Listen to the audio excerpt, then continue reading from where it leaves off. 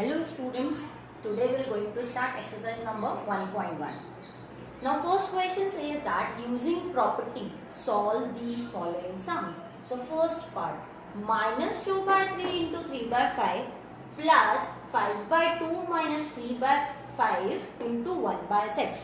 As you can see, plus and minus divides our sum into the parts. So here we can see this is the first part of our question. This is the second part of our question and this one is the third part of the question. Now we have to apply the different properties which we have studied in the previous section, that is commutative property, maybe possible associative property and distributive property. So we'll see which suitable property is applicable over here. Now you can see of first and second term, is there any rational number common in that? No, there is no rational number common. If you will see the second and third part, here is 5 by 2, 3 by 5, 1 by 6. No number is common in that. Now check for first and third number. If you will check it, minus 2 by 3 into 3 by 5, 3 by 5. So you can see 3 by 5 is a common number over here. So we'll write first one as it is. For our convenience, we are shifting here the third number and then we are writing the second. Only we have change the place of the number only, not the side. So which property is applicable? That is commutative property, that you can add or subtract the number in any order. Now minus 2 by 3 into 3 by 5 minus 3 by 5 into 1 by 6. Here you can see 3 by 5 and 3 by 5. We can say 3 by 5 is common in both this first and third term. So we are taking out 3 by 5 common. Now out of this part, minus 2 by 3 into 3 by 5, if 3 by 5 is out, then what is left? Minus 2 by 3. Okay, minus, so here minus. Now here 3 by 5, 1 by 6, 3 by 5 we have already taken out common. So what is left? 1 by 6 is left and plus 5 by 2. Now which property it is? It is a distributive property. We have studied like A multiplied by B plus C. So A will be multiplied with B and A will be multiplied with C also. So here this form is given to us and we have converted into this form. That's why equals to sign is in between, that we can use any of the part. Now we'll solve it. 3 and 6, if we will take the LCM of 3 and 6, the LCM of 3 and 6 is 6. Now 3 in 3, what should I multiply to make it 6? So what should we multiply? 3 2s are 6. So if I am multiplying 3 into 2, so here on numerator also I have to multiply it by 2. Minus, so minus. In 6, what should I multiply to make it 6? So only 1. So what we will do, we'll write it multiply by 1. So minus 2 2s are 4, here minus 1. Now minus minus plus. 4 plus 1 5 and bigger digit is of negative sign, that's why negative is here. When you are adding or subtracting two integers, the sign always comes of the greater number, and plus 5 by 2. Now you can see 3 1s are 3, 3 2s are 6, 5 1s are 5 and 5 1s are 5. What is left? Minus 1 by 2 plus 5 by 2. Now again you can take the LCM, so 2 and 2, LCM is 2 only. Minus 1 plus 5. So plus minus minus, 5 minus 1 is 4 upon 2. You have to simplify it. So 2 1s are 2 and 2 2s are 4. So your answer is 2. So by using property we have solved this sum. Now the second question you try. Now question number 2. Question 2. Write the additive inverse of each of the following numbers. Now first of all, let's recall that what is additive inverse. Now if I am writing 2, so what should I add in 2 to make it 0? So always we know that a same number with opposite side added gives you 0. That is 2 here is of positive. So 2 opposite, same number with opposite sign is minus 2. So 2 plus minus minus 2, your answer is 0. So we can say that minus 2 is the additive inverse of 2. Now, or in simple words, we can say a number with opposite sign. Like we see the additive inverse of 2 by 8. Here 2 by 8 is a positive rational number. You don't have to check the sign of numerator and denominator differently. You have to consider only two types of number. Either a number will be a positive rational number or it will be a negative rational number. So here you can see 2 by 8 is a positive rational number, and the additive inverse of 2 by 8 will be minus 2 by 8. The additive inverse of minus 5 by 9. Here you can see a numerator is negative. So this full number is considered as a negative rational number. So the negative rational number, so the additive inverse of minus 5 by 9 is plus 5 by 9. Clear?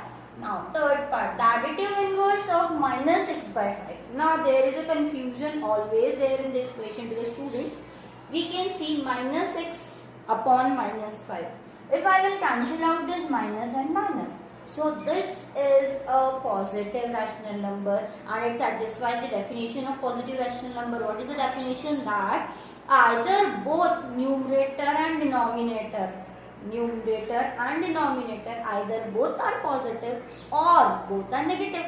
So here both are negative, so this number is considered as a positive rational number. So the additive inverse of it will be, just change the sign.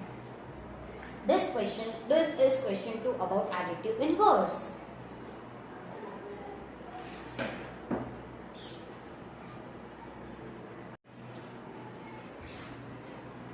Question number 3.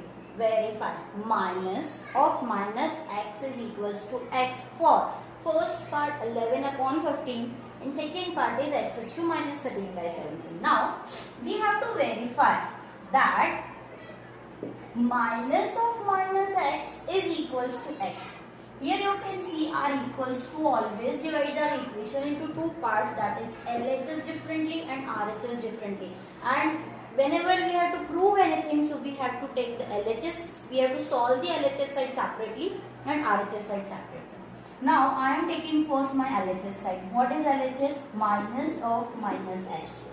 This minus is already given in question. This is also in question at the place of x as we are solving first part. So what is the value of x over here? Value of x is 11 upon 15.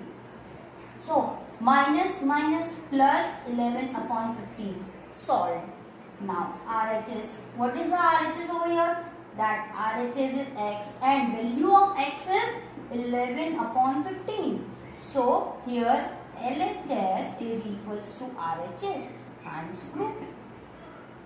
Okay. Second part.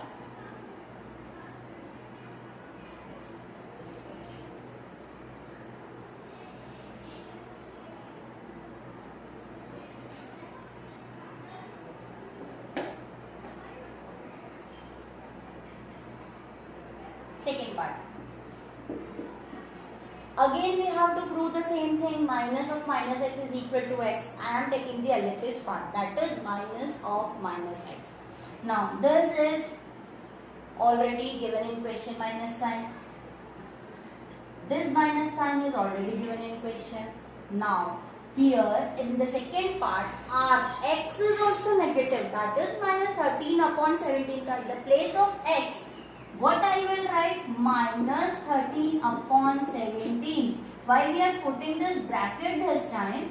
Because here two minus are already given to us, and what value we have to put, that is also in a minus. To get differentiate, we have to put a bracket. Now first of all we will solve the small bracket. Minus plus, here comes 13 upon 17. Now plus minus 13 upon 17. So our LHS is minus 13 upon 17. Now see the RHS part. What is RHS over here is x. Value of x is minus 13 upon 17. LHS is also minus 13 upon 17. RHS is also minus 13 upon 17. So we can say LHS is equals to RHS and hence prove. This only we have to prove. Okay.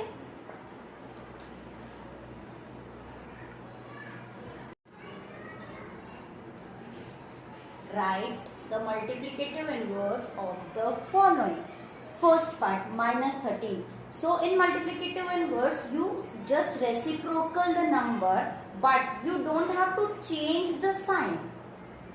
Just reciprocal the number, but don't change the sign. That is the multiplicative inverse of minus 13. As we know, if nothing is there in denominator, then always 1 is there. So what is the reciprocal? Reciprocal means numerator is converted into denominator, and denominator will convert it into the numerator. This is called as a reciprocal of the number.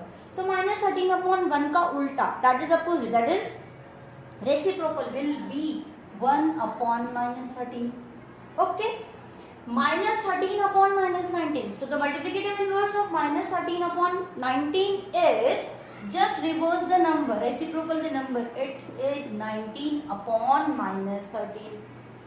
Fourth part, minus 5 by 8 into minus 3 by 7. So the multiplicative inverse of minus 5 by 8 into minus 3 by 7. You can solve it differently also, and you can solve it by multiplying the number even. If I will solve separately, like minus 5 by 8, the reciprocal of 5 by 8 is 8 upon minus 5. And the reciprocal of minus 3 by 7 is 7 upon minus 3. Solve. Or you can solve it also. Fifth part. Minus 1 into minus 2 by 5. So the multiplicative inverse of minus 1 into minus 2 by 5. If nothing is there in denominator, then 1 is always there. So it is 1 upon minus 1, reciprocal the number, into 5 upon minus 2. This is the multiplicative inverse. Now question number 5. Question 6. Multiply 6 by 13 by the reciprocal of minus 7 upon 16. Write the number 6 upon 13. This 6 upon 13 we have to multiply by the reciprocal of minus 7 upon 16. So 6 upon 13 into, what is the reciprocal of minus 7 upon 16? That is 16 upon minus 7. Now solve it. 16 6 are 96 upon 13 7s are 91. This is your answer. Okay. Now question number 8. Is 8 upon 9 the multiplicative inverse of minus 1 is to 1 by 8? We have to check whether 1 by 8 is the multiplicative inverse of 8 upon 9. As we know, the multiplicative inverse, like if a number 2, I am taking as an example. What is the reciprocal of 2? 1 by 2. So 2 into 1 by 2, what is your answer? Answer is 1. So when you have to check whether a number is a multiplicative inverse of that given number is or not, so you multiply both the number, your answer should come 1. Now here you will see we have to check whether 8 by 9 is a multiplicative inverse of minus 1 is to 1 by 8 or not. For that, write minus 1 is to 1 by 8.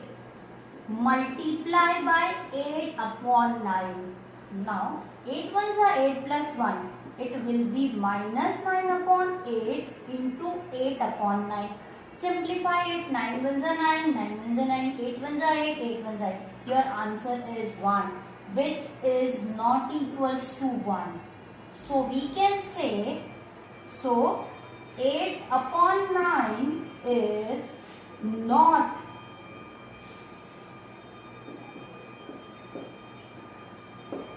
the multiplicative inverse of minus 1 is to 1 by 8, because their multiplication is not equals to 1. Understood? Now the next question is also of the same type. You try it, and 1.2 exercise will solve in next video session. Thank you.